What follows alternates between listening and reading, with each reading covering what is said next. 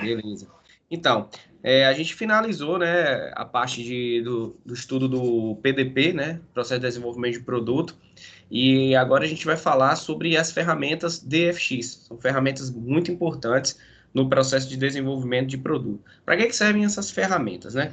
Como em qualquer outro tipo de conhecimento, de área de conhecimento, a gente lança a mão de algumas ferramentas para a gente poder melhorar, né, tornar mais eficiente o nosso processo. Então, quando se fala em ferramentas, métodos e tal, e essas coisas todas que a gente fala, simplesmente é para isso. Existe um processo, existe um procedimento, eu quero torná-lo melhor. Eu quero diminuir as incertezas daquele projeto, eu quero diminuir a composição de riscos, certo? Então, nada mais é do que a gente está tentando melhorar o desenvolvimento de um produto. Aí a gente começa a pensar, para você desenvolver qualquer ferramenta, gente, e enquanto engenheiro a gente vai estar envolvido nisso, as ferramentas que a gente utiliza são criadas, obviamente, por outros engenheiros, por outros estudantes, por outros pesquisadores dessa área, e que foram anos e anos, né, de acúmulo de conhecimento até chegar numa ferramenta, e mesmo assim essa ferramenta ainda não está 100%,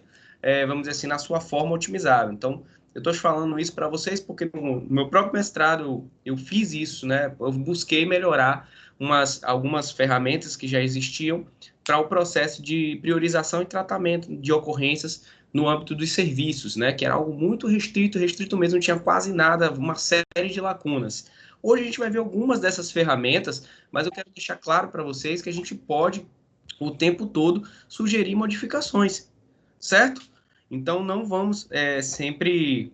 Deixa eu só explicar aqui para a galera aqui do grupo, viu, gente? Rapidinho, porque algumas pessoas entraram. Kleber? Kleber e Rodrigo, Oi. vocês entraram Sim, normal, vocês entraram normal pelo link que eu coloquei lá no grupo de engenharia de produto? Isso, professor. isso. Acho que o pessoal deve estar clicando no link velho, então. Né? O Matheus Navarro entrou aqui, ó. Deixa eu enviar novamente o link aqui, gente. Só um segundo.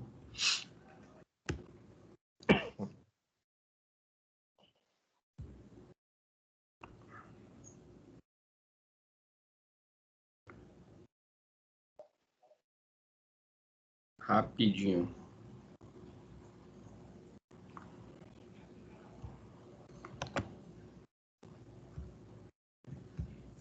Pronto.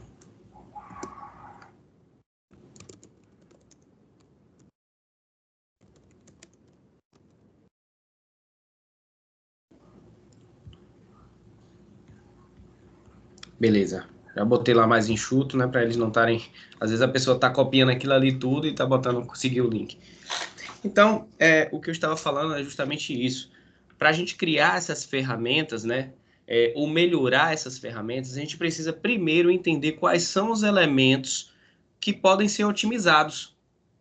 Para vocês estão mais ou menos entendendo. Porque no PCP, quando a gente estuda planejamento e controle da produção, a gente sabe que a gente tem 3 elementos principais que o tempo todo a gente está aplicando ferramentas para melhor utilizá-los, para melhorar o uso deles ou melhorar eles mesmos, que é prazo, qualidade e custo. Então, essas 3 variáveis, tempo, qualidade do produto, tempo, qualidade do produto e o custo do produto, são sempre alvos onde a gente precisa melhorar, abaixar o custo de um produto final, aumentar a qualidade desse produto e diminuir o lead time de produção.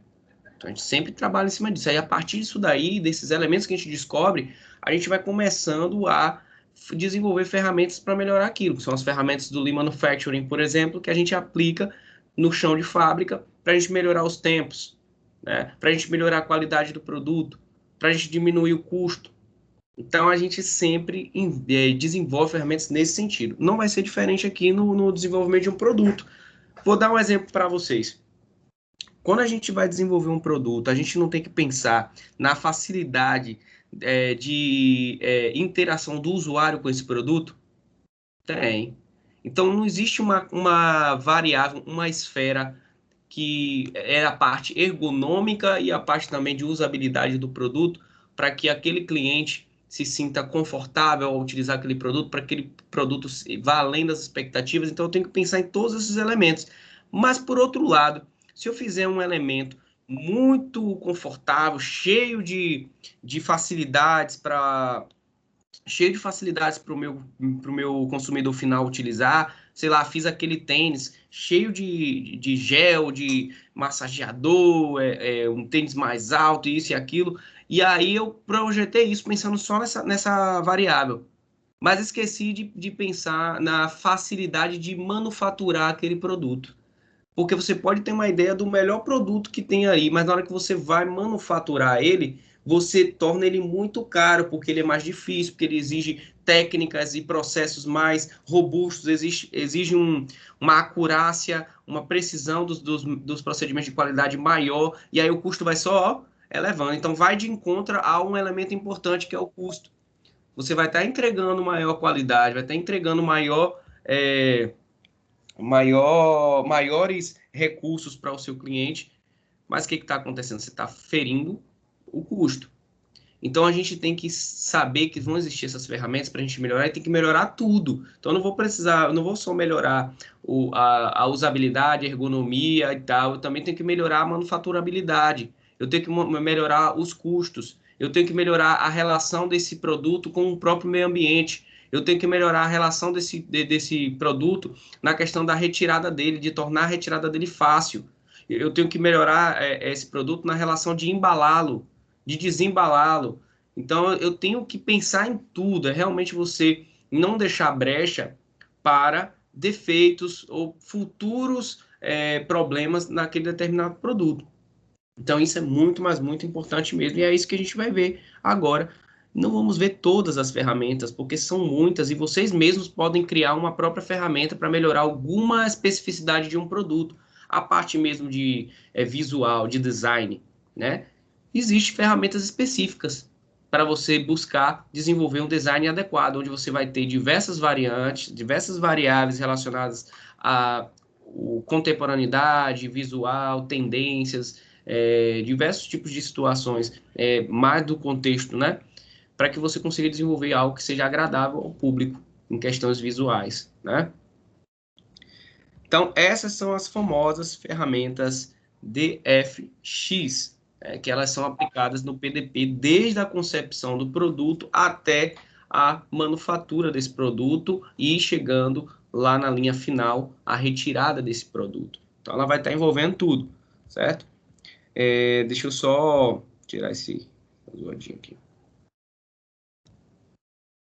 Então, a primeira, quais são, né? Vamos primeiro ver quais são essas ferramentas que iremos utilizar.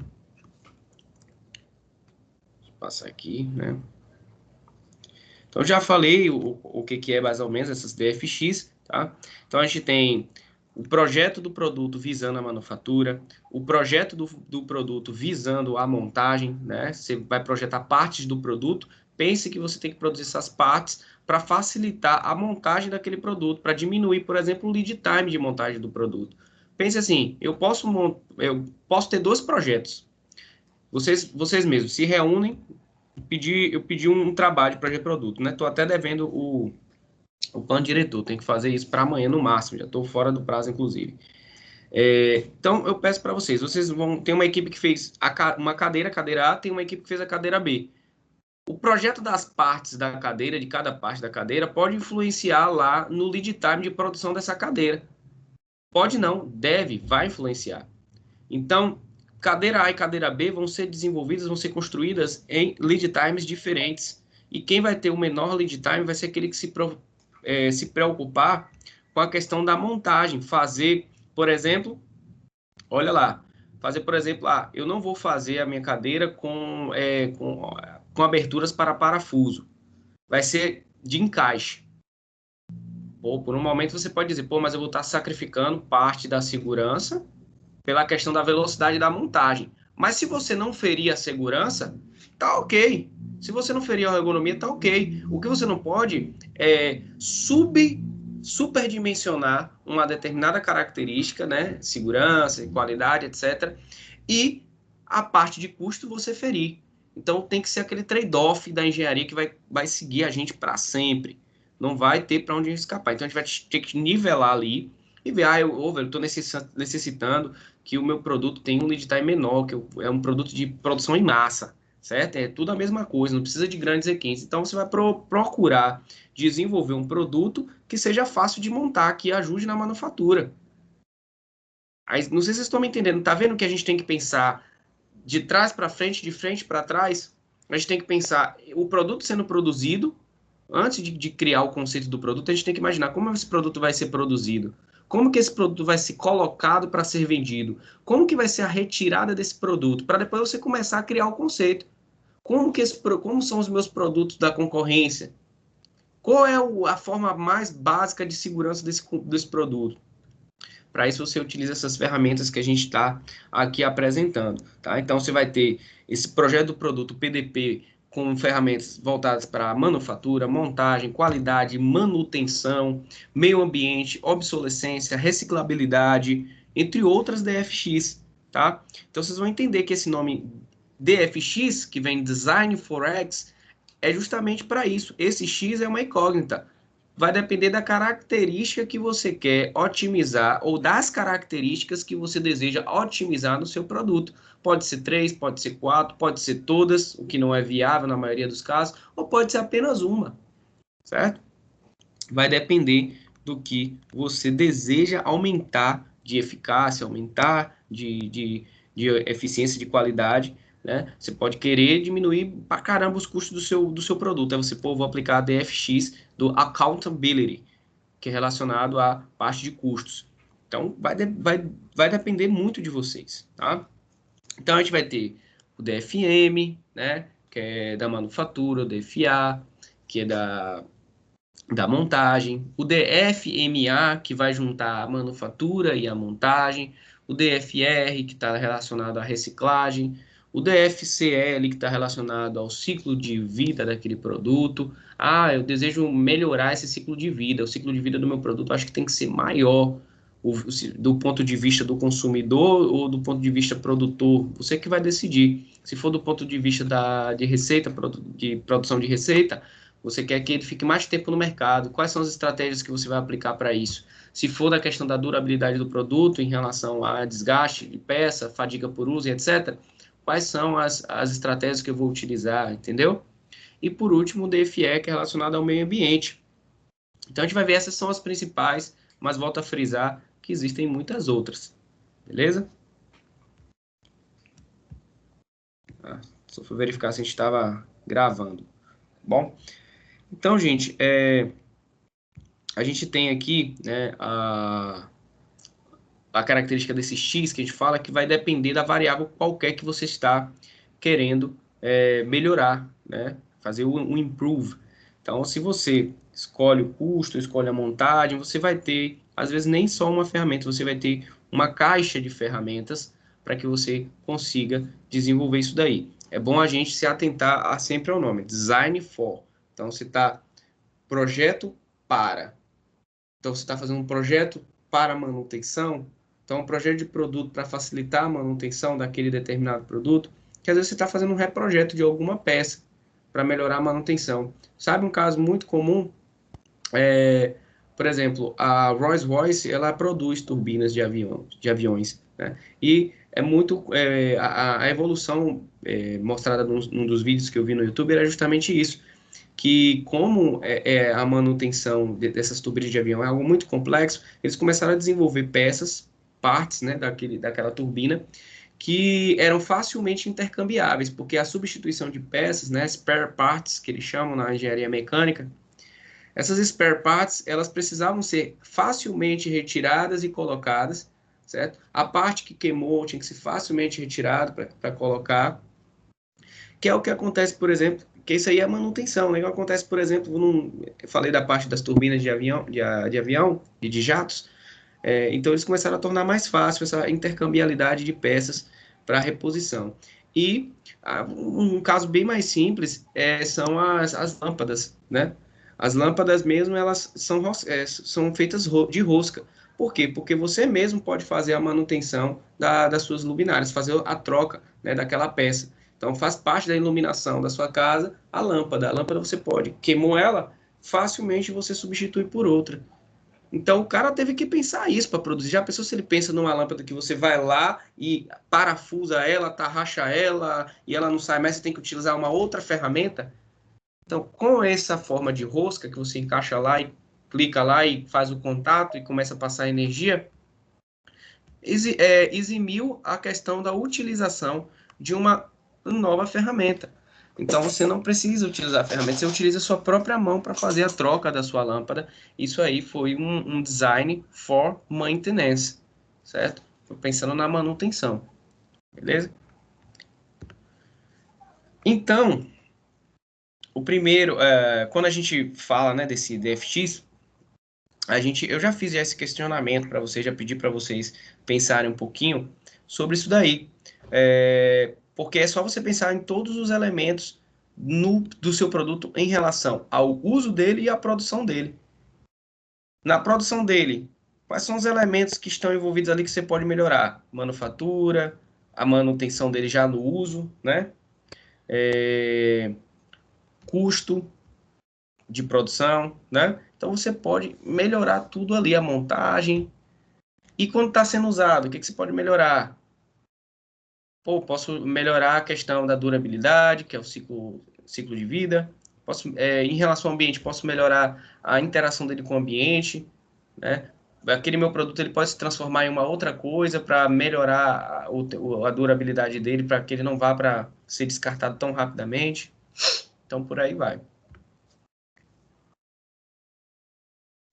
Então, eu falei para vocês que a primeira que a gente ia utilizar é uma das mais importantes, que é Design for Manufacturability.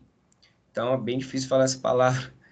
Então, a SDFM é muito importante. Qual é o principal, a filosofia das ferramentas, né, do Design for Manufacturability? É fabricar o produto que você produziu com baixo custo e sem sacrificar a qualidade. Ah, professor, agora eu comecei a entender que realmente, para fazer isso daí, eu tenho uma caixa de ferramentas, não uma ferramenta só. Exatamente. Quais são as principais ferramentas que a gente utiliza hoje em dia para diminuir custos de produção? Muitas das ferramentas relacionadas ao Lean Manufacturing, né? Ao Kaizen, a melhoria contínua, que vocês estão assistindo, estão vendo nas aulas assíncronas, certo? Então, você pode se perguntar, para você entender essas ferramentas do DFM, da seguinte forma: como o sistema de manufatura interage com o projeto do produto? Ele consegue produzir o seu produto tranquilamente? As equipamentos que você tem, os profissionais que você tem, os recursos operacionais que você tem, eles conseguem desenvolver o seu produto ao custo esperado dentro do orçamento? Se sim, beleza, certo? E melhor, depois que você fez aquela rodada, está com o seu produto lá, você quer melhorar mais ainda o seu produto para fabricar, que aí você faz um reprojeto, que é tipo um projeto de plataforma para lançar uma nova versão. Geralmente, o que acontece? Para lançar um produto de uma versão A para uma versão B, versão 1 para versão 2, existe muito estudo, porque já tem muita informação colhida do uso daquele produto pelo usuário. Já tem muita informação recebida, por exemplo, de software. Né? A gente sabe que existe uma base de dados de informação, por exemplo, de aparelhos smartphones, que é trabalho que funcionam com sistemas operacionais iOS, ou Android, ou Windows. Ele já tem já ali um banco de dados que coleta automaticamente informações dos usuários e também do uso do aparelho, certo? Então, o aparelho está travando muito, trava isso, trava aquilo, aí ele vai lá e gera uma atualização daquele software para tentar melhorar aquela usabilidade, melhorar a utilização de memória RAM do celular, melhorar a parte de economia de bateria e etc. Então, a gente tem que pensar bastante se o que eu tenho de recurso operacional ele está adaptável ao projeto de produto que eu estou querendo conceber. Começa a partir daí. Eu não posso querer desenvolver um produto no qual o equipamento que eu tenho, ele não tem a capacidade para desenvolver aquele produto. Beleza? Então a gente tem que levar em consideração que a gente não pode nunca pensar de forma separada. A manufatura lá, o pessoal de PCP, não tem que trabalhar unido com o pessoal de engenharia de produto. Eles têm que estar colados. Então, você tem um amigo lá, um colega, ó, trabalhamos na mesma empresa, mas em departamentos diferentes. Mas a gente vai precisar se falar, porque para eu desenvolver meu produto, eu vou ter que saber como é que é a questão da produção, né? Vou precisar saber a parte operacional. Beleza? Vocês concordam com isso? Fala, Kleber. Ô, Matheus, a praticidade na utilização de um produto, ela entra em qual DFX aí? Usabilidade do produto que a gente fala, não é isso? Então, quando quando você precisa, né, de um produto para ele ter boa usabilidade, a gente vai pensar em algumas DFX voltadas para o usuário, que não estão aí, certo? A gente está falando aqui mais da produção e da relação com o meio ambiente. Mas, se eu pudesse encaixar em umas DFX que a gente falou, né, aqui tem Recycle, Circle of Life, não teria. Seriam ferramentas voltadas para ergonomia, que foi aquela primeira que eu falei. Ferramentas voltadas para ergonomia e para usabilidade do equipamento. Aí, como eu falei, está faltando algumas DFX que, na verdade, são mais específicas de determinadas empresas. Tem ferramentas DFX que são só para a parte de design mesmo, de produto visual, essa parte visual. Tem ferramentas que é só para a parte de embalagem. Tem ferramentas que são utilizadas para prever novos produtos. Tem uma porrada de ferramentas. Essas são algumas principais, certo? A Design for Manufacturability é a primeira que a gente vai estar, que é a que vai gerar melhores ganhos, né? Maiores ganhos, na verdade. Melhores, não, maiores ganhos. Beleza? Olha o exemplo aí. Okay. Esse exemplo é um exemplo que eu trago de uma experiência que eu tive na Penalty. Eu fiz um estudo de caso na Penalty quando eu estava no 8º semestre, pegando a disciplina Gestão da Produção. E nessa disciplina, o professor solicitou que a gente desenvolvesse um trabalho sobre essa parte de produção, de aplicação de ferramentas da gestão de produção, na parte de tempos, lead time, takt time, dessa parte aí. A gente foi e a gente observou a parte de engenharia de produto lá também, porque foi uma apresentação meio generalista. E aí eu observei que os produtos que eles produziam lá, a forma, design, forma de gomo, eles tinham uma limitação. Então não adiantava você chegar lá com um design de produto totalmente inovador, porque a máquina não ia fazer aquele corte. Ela não ia conseguir fazer aquele corte, não ia ser manufaturável. Outra coisa, existia uma necessidade de otimização de corte, né? Como assim? Você tinha que desenvolver, e isso foi nessa bola, na terceira bola aí, não, na primeira bola. Você tinha que desenvolver gomos que fossem adaptáveis e otimizáveis na hora do corte. O que eu quero dizer para vocês? Isso é a parte de manufaturabilidade, ó. Você tem vamos supor que você tem um couro na forma quadrada, que é como chega lá, na forma quadrada não, em formas retangulares. Naquela forma retangular, qual é a geometria adequada que eu conseguiria fazer para ter o máximo de aproveito daquela quantidade de couro ali que estava naquela forma retangular? É um problema de matemática. Você pode utilizar até a integral, não é? Então, isso daí é engenharia. Aí você chegar e falar, pô, como é que eu vou fazer o aproveitamento perfeito, ou perfeito não, né? O máximo de aproveitamento que eu puder aqui. Aí você poderia pensar, eu vou cortar tudo retangular. Mas isso daí você conseguiria fechar os gomos, fazer a parte de costura correta, isso daí influenciaria em outros pontos, na parte de costura, de acabamento, de eficiência da bola, de durabilidade, uma porrada de outros. Então você tem que encontrar um formato que não ofenda essas, que não causa nenhum ferimento nessas outras características do produto e que torne ele manufaturável, que ele seja manufaturado, que ele consiga ser manufaturado e a baixo custo. Então, isso é um problema matemático, um problema de engenharia, e que foi desenvolvido lá, essa parte, essa bola aqui, né, da Penalty, só site digital, que tem essa marcazinha digital porque ela foi uma bola desenvolvida nesses programas de otimização, certo? Então, gente, quando a gente fala sempre em pensar em um produto que seja manufaturado, é simplesmente você entender se o seu produto, primeiro, ele consegue ser produzido e, segundo, a qual custo ele vai ser produzido. Custo e tempo, né? A qual custo e tempo ele vai ser produzido. E se a qualidade ela pode ser mantida, se ela pode atingir qualidades, aquela qualidade esperada pelo cliente. Tá bom? Então, nada mais do que isso daí. Deixa eu só ver aqui se o pessoal tá de boa. Letícia Dantas está dizendo que não conseguiu entrar. Será que ela já entrou aqui? Letícia, por quê?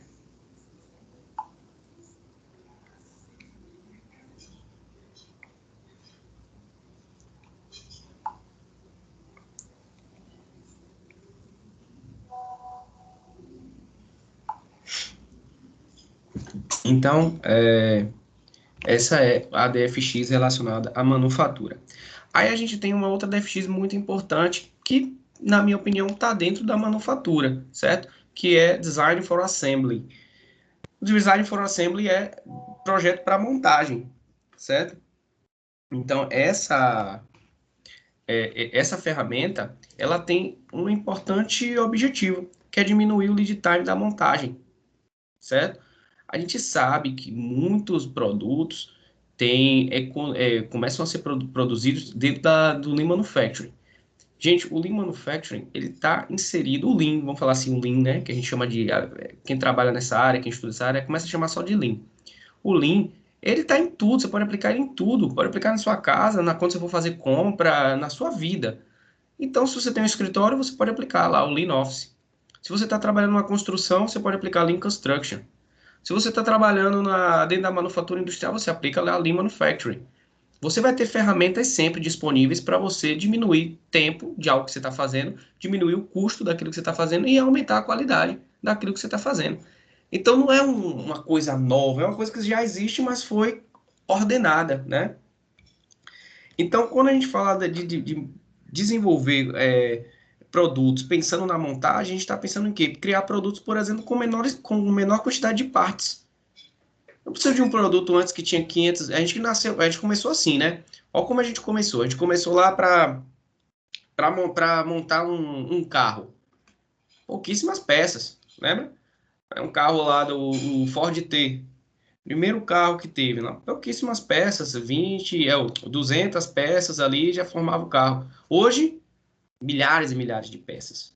Então, por mais que a gente, naquela época, a gente tinha avanço tecnológico com 200 partes e hoje com milhares de partes a gente consegue montar ainda quase no mesmo tempo, né? Porque naquela época você tinha que produzir as peças, pegar, montar, e demorava mais tempo, o processo era mais lento. Hoje você tem velocidade nisso, porque da globalização, você já tem as peças já de cada um preparados, certo? Então, existe essa divergência. Mas o ponto que eu quero chegar é o seguinte, a Letícia entrou aqui. O ponto que eu quero atingir é exatamente esse. Por que que eu posso produzir? Pense aí, por que que tem gente que consegue produzir cadeira de 3 pernas e outros conseguem produzir de 4 pernas? Primeiro tem a questão do design, mas a cadeira de 3 pernas, ela não está tendo a mesma função com uma peça a menos do que a cadeira de 4 pernas? Sim. Isso aí é o quê? Engenharia pura. É a engenharia pura, você entregar algo. Olha como é engenharia. Você entrega algo que vai atender a mesma função, com a mesma qualidade e com menor custo, porque você utilizou uma peça menor e esse menor custo veio provavelmente lá do menor lead time, etc. E ainda, em alguns casos, eles ainda conseguem ter um design melhor que vai agregar valor ao produto final e você vai ter uma margem de lucro maior por conta do cliente achar que ele paga mais naquela dali, porque ela tem 3 pernas e não 4. Que ainda tem isso, certo? E daí, gente, vocês vão acumulando diversos e diversos outros tipos de situações. Então, quando a gente fala de Design for Assembly, a gente está falando de melhorar essa questão, de diminuir essa questão de partes dentro de um produto e também de facilitar a montagem do produto, né? Você pega aqui um microcomputador ou pega um notebook, se você abrir ele aí, você vai ver que todas as partes que vão dentro dele são facilmente... você mesmo pode desmontar e montar. Não tem muito segredo, certo? Lá na Unime, eu peguei os meus alunos para montar e desmontar um motor lá, né? Utilizando o manual.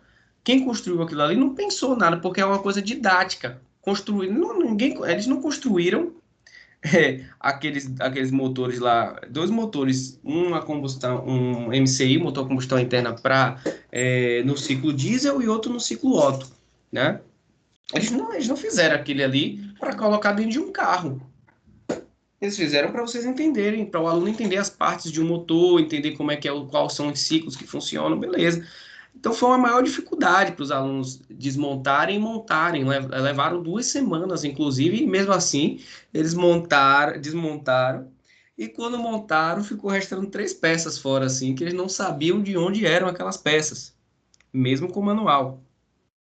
Então tem isso, gente. Depende também do fim. Nesse caso aí, não foi um produto que foi feito com ferramenta Design for Assembly, né? Mas a gente sabe que hoje a maioria dessas empresas trabalham com isso. Até porque quando você vai fazer manutenção de carro, você vai substituir uma peça por outra, tem que ser mais fácil, né? Essa parte, né, da montagem. Mas nesse caso que a gente está falando aí, só para não perder o foco, é a montagem do produto mesmo. É você fazer o projeto do produto de peça por peça, para quando você produzir o produto, a montagem final do produto, o produto estiver todo ali manufaturado, né, acabado, você tem ele feito ele num lead time menor.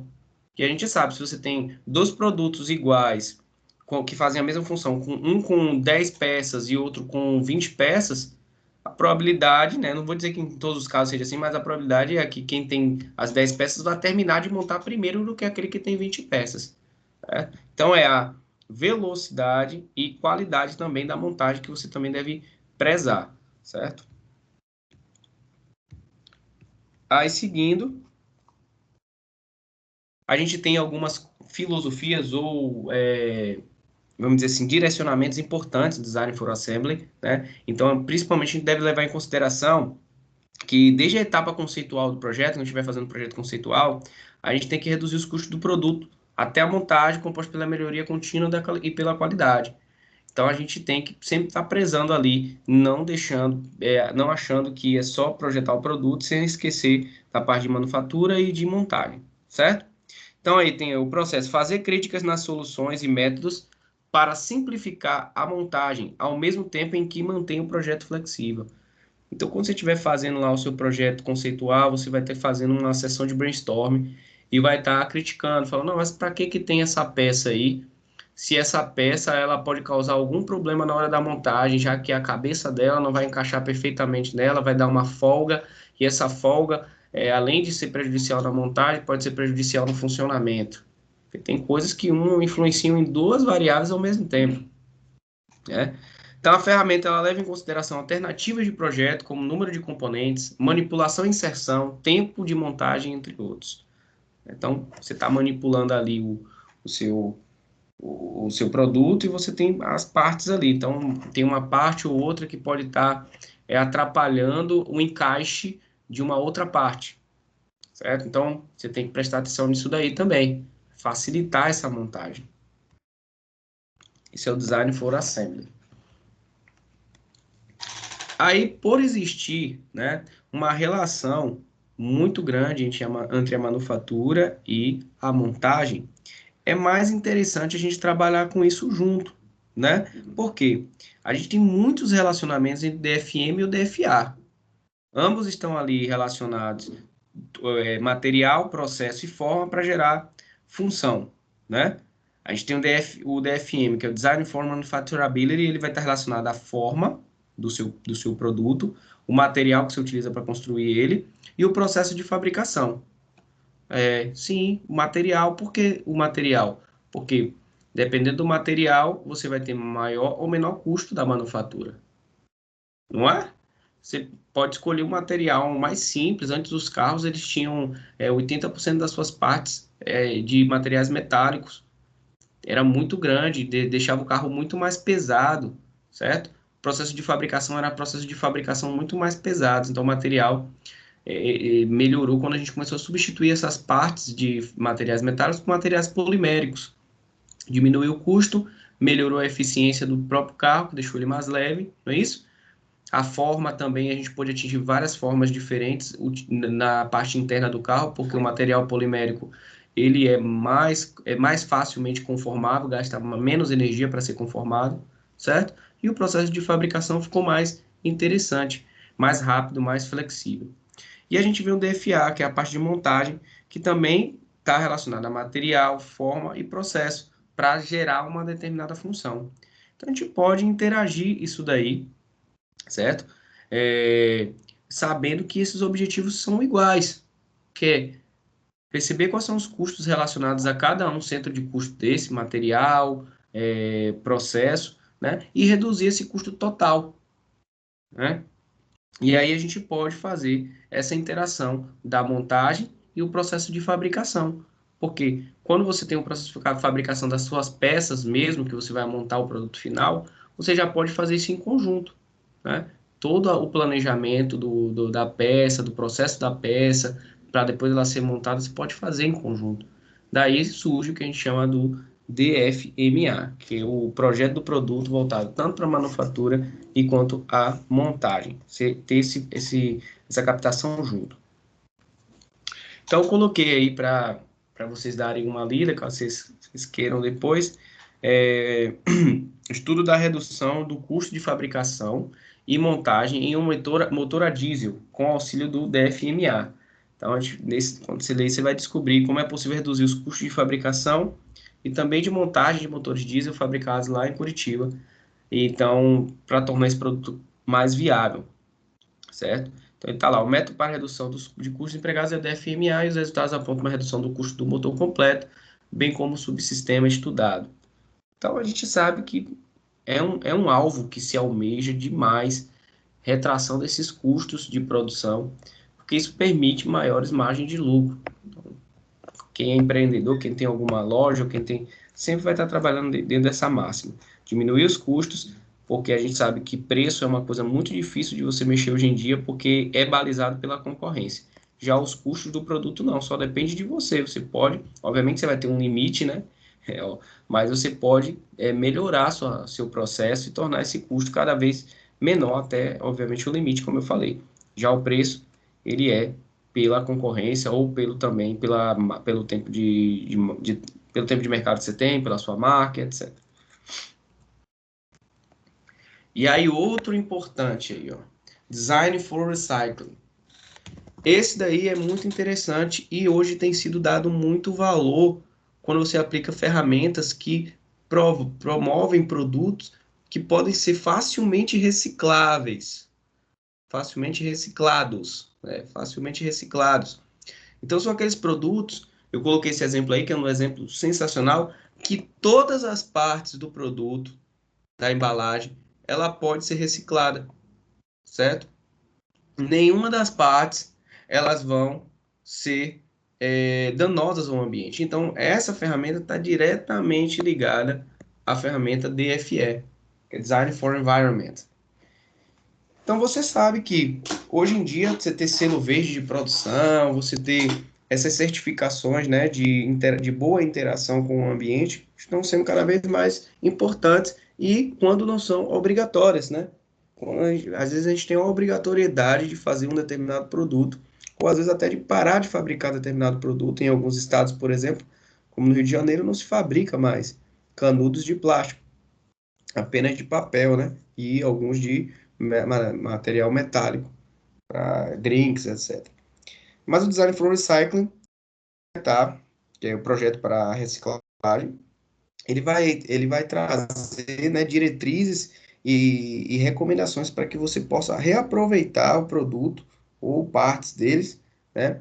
Para que você não cause danos ao meio ambiente ou até para que você consiga retirar algum proveito daquele determinado material que ficou em suas mãos após o fim de vida, após o final do ciclo de vida do consumidor, consumível. Tá? Então, eu coloquei esse exemplo aí, desse... É um molho para salada. Todos esses produtos são polímeros, alguns são biodegradáveis, outros são identificados pelas normas aqui, o que, que deve ser feito com eles, tá? Então, ó, a tampa, polipropileno, você pode reciclar ele, material polímero de conformação plástica, você pode derreter e reciclar. O PVC também, que é do filme protetor, você pode utilizá-lo, mostrando aí. Aqui, mostrando que essa parte da embalagem reciclável também. Aqui a parte que é PET, que é um recipiente inteiro, você pode também reciclar. Então aqui você tem ó, papel reciclável, você tem mostrando o filme protetor de que é feito. Então tudo aí mostrando para você que você pode reciclar isso daí, certo? Como eu falei aqui, ó, é similar ao DFA, tá? Mas estabelece e avalia a sequência de desmontagem para o produto também. Então, além de você fazer um projeto para reciclagem, você também tem que pensar e nas etapas que são desenvolvidas em ordem cronológica para se desmontar aquele produto e se livrar dele, colocar ele em algum local. Então, esse é o DFR. E tem o Design for Environment, que é projeto para o meio ambiente, que você vai pensar sempre na sustentabilidade.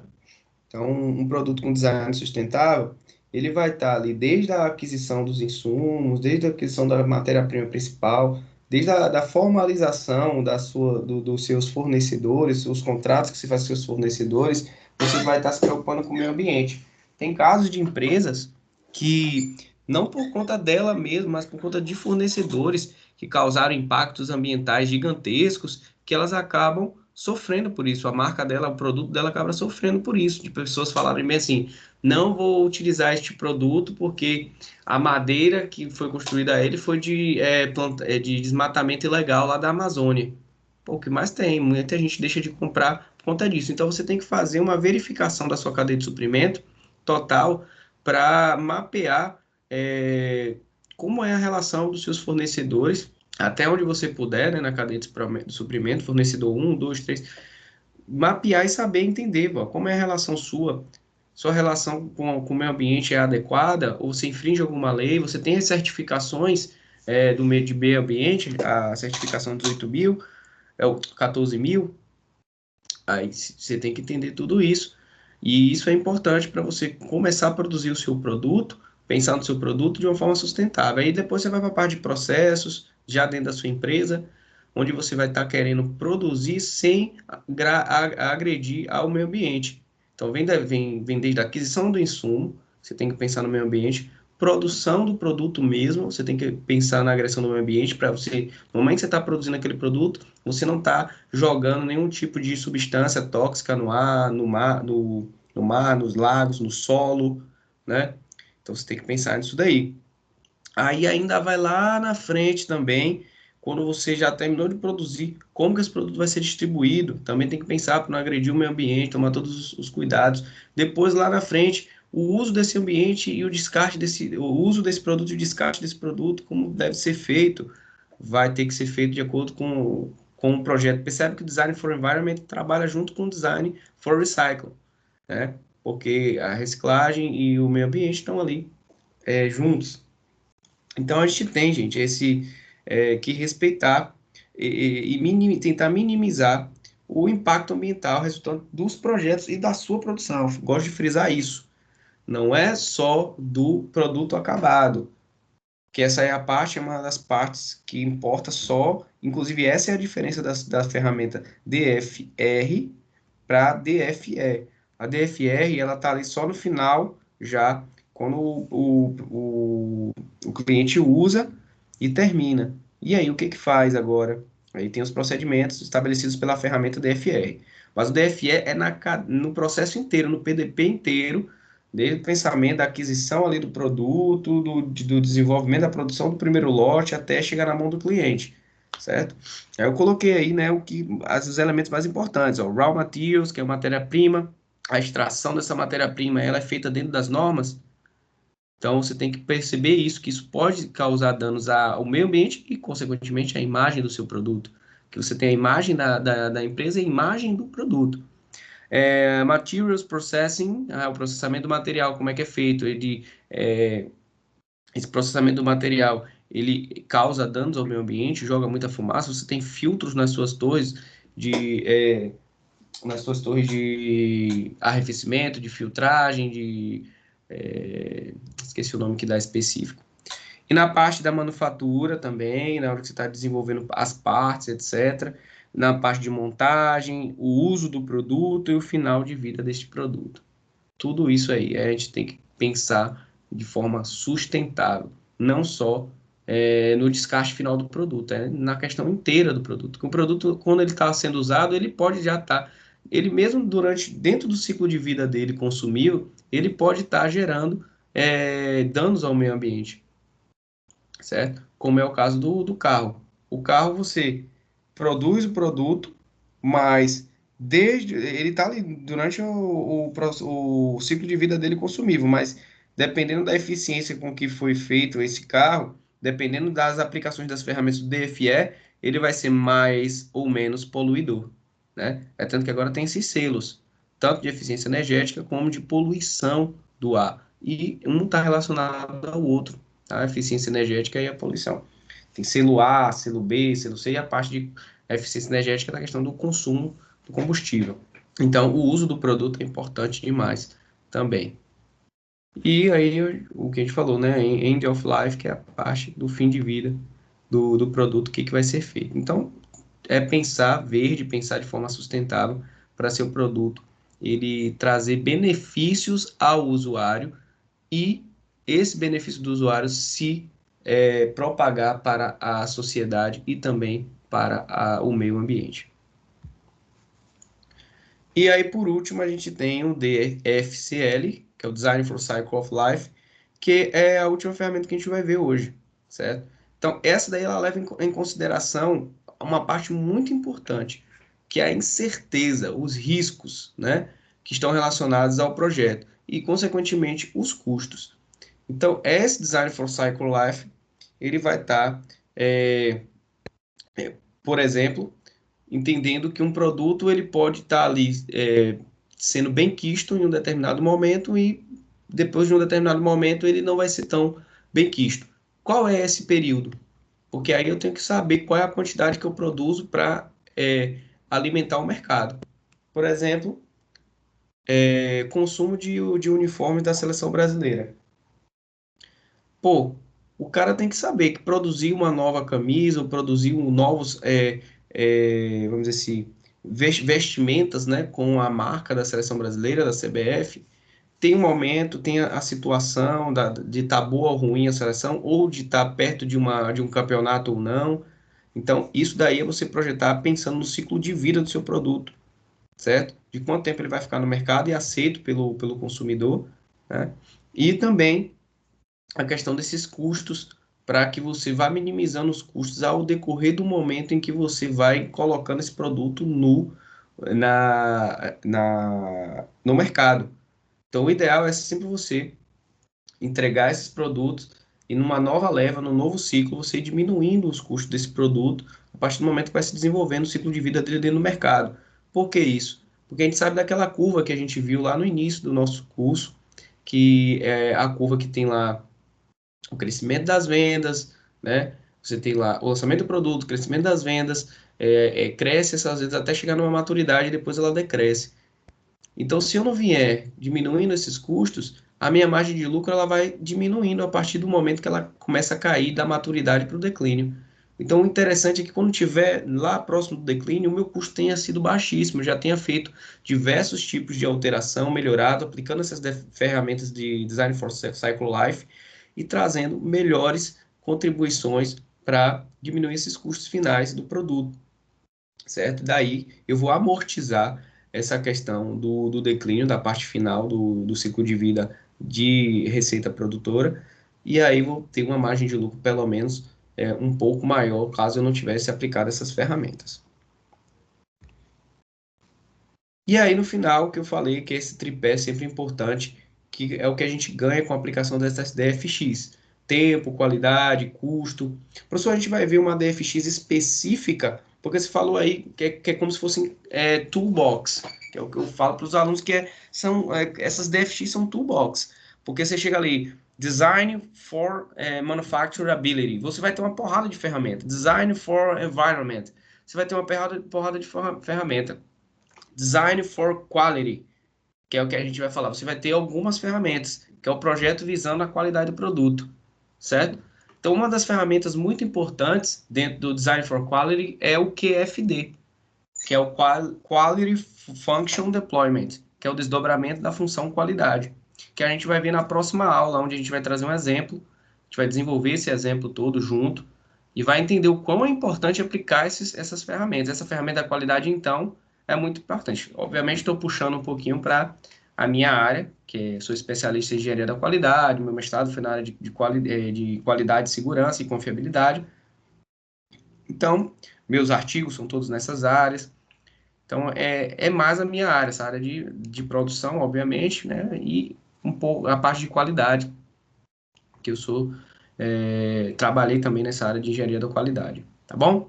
Então, na próxima aula, na segunda-feira, a gente vai ver o QFD, que é a nossa aula 9, certo? A gente viu aí de forma superficial essas DFX, mas a gente vai focar em uma e vai abranger, aplicar exemplo, trazer esse estudo de caso de uma DFX, que é a QFD.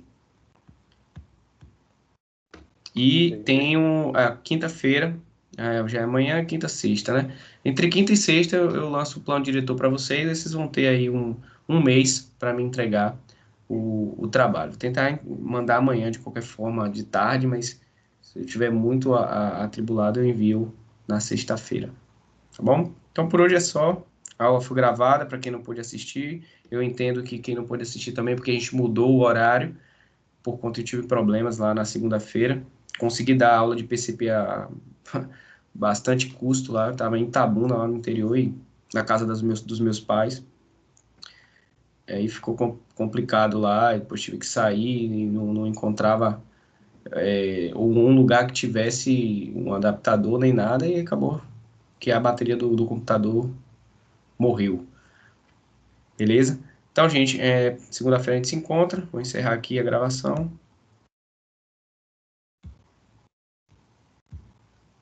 E